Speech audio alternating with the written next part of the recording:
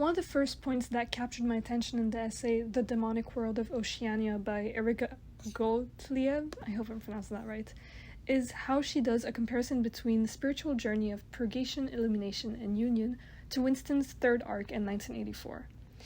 O'Brien himself describes the path that Winston has to take by saying there are 3 stages to your reintegration. There is learning, there is understanding, and there is acceptance. Purgation, illumination, and union, although they are present in some way in every spirituality, is defined best in Christianity. Purgation is being freed from sinful habits. Illumination is being enlightened by Christ, and union is striving for unity with God. Purgation, or learning, begins with Winston reading Goldstein's book, where he learns how society is controlled. Then the next phase of Winston's learning is in the ministry of love. He learns and witnesses firsthand how the government twists one's minds and memories, firstly through the incident with the photographs where O'Brien makes him deny having seen the photograph with the 3 men. This is called the mortification of memory, in spirituality anyway, where one must learn to disdain sinful memories, very similar to the way that citizens think in 1984. Then Winston admits that 2 + 2 make 5, which the author compares to purgation through the senses, the cleansing of one's self to reach perfect intentions in spirituality. The perfect intentions can be compared to Winston no longer wanting to deceive O'Brien at that point, but genuinely wanting to see 5 fingers.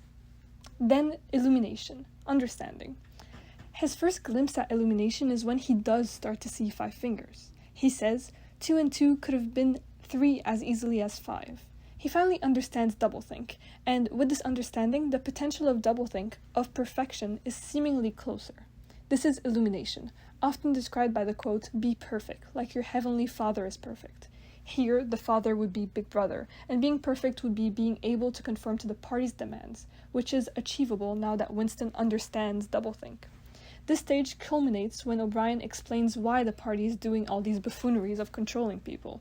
The why is the ultimate revelation in Winston's journey to understanding, or illumination. Finally, the last stage, union, or acceptance, involves total self-abandonment to God, to Big Brother. It's knowing him and loving him perfectly. This is concerned with Winston's ability to love. This ability at that moment in the book is blocked by his love for Julia.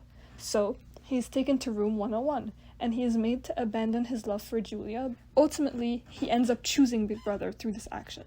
To love Big Brother, to become one with him, is tantamount to betraying any human bond. However, Winston's conversion is only complete when he becomes part of the cheering masses during the last scene.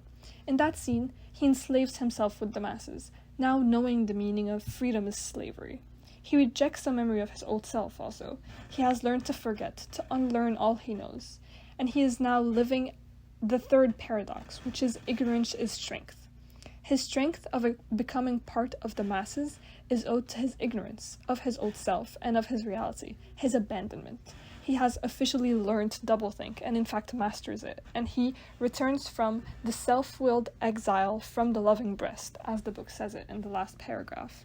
He leaves his spirit of man and becomes one with Big Brother, and then he dies, as promised. This is union in spirituality. To become one, to abandon yourself to God, to love him and only him, and to become docile. It is made more clear that Winston only loves Big Brother when he encounters Julia and doesn't really seem shaken. He even seems bored. And he displays his docility when he does not fight at all before being executed. He in fact seems thankful for his death and reverent to Big Brother. I most definitely agree with this comparison between Winston's third arc and spiritual enlightenment, and there are much more arguments to support this comparison.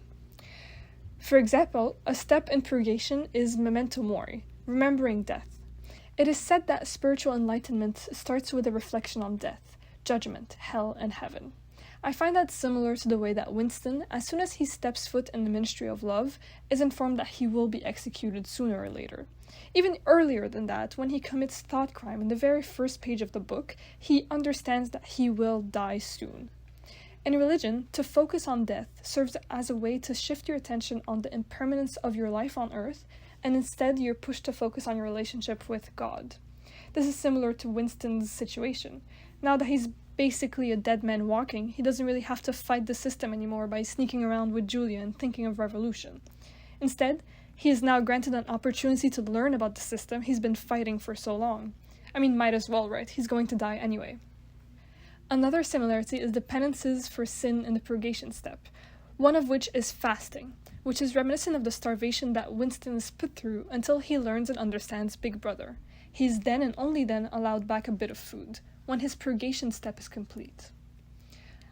Also, there's a step to purgation called temptation of purity, where humility is basically thought. It is described as the shame of recognizing one's past sins teaches humility. This is reminiscent of the interrogation that Winston is put through, where he is described as having been reduced to a sobbing mess by the thought police. Another similarity. In union, an aspect of it is described as a constant need or thinking of God, where a person whose every thought and action is ordered towards pleasing God. If Winston had lived, he would have lived to obey Big Brother and the party, not through fear this time, but through love.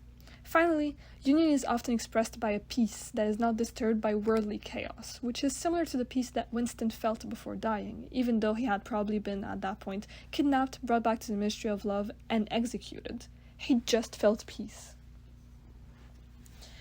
These immense similarities between spirituality in 1984 leads the reader to think, what exactly is Orwell's intention? I mean, this is a book about totalitarianism. So what's his take exactly on spirituality? The author of this essay says that it's a parody, going on to explain that Orwell was skeptical of the link between spirituality and self-abandonment and relinquishing of personality. She says that it's not surprising that Orwell made Winston's union with Big Brother the equivalent of a psychotic breakdown, with gin-scented tears rolling down his cheeks and a complete disintegration of his personality. The entire journey is cruel and a bitter parody of the totalitarianism mentality in religion. The author describes it as a savagely bitter comment on man's miscarried search for the sacred. I personally am still debating whether or not I agree with this.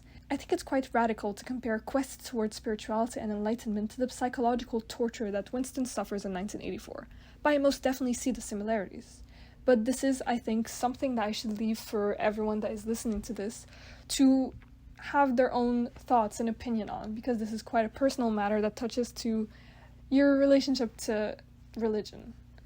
So yeah.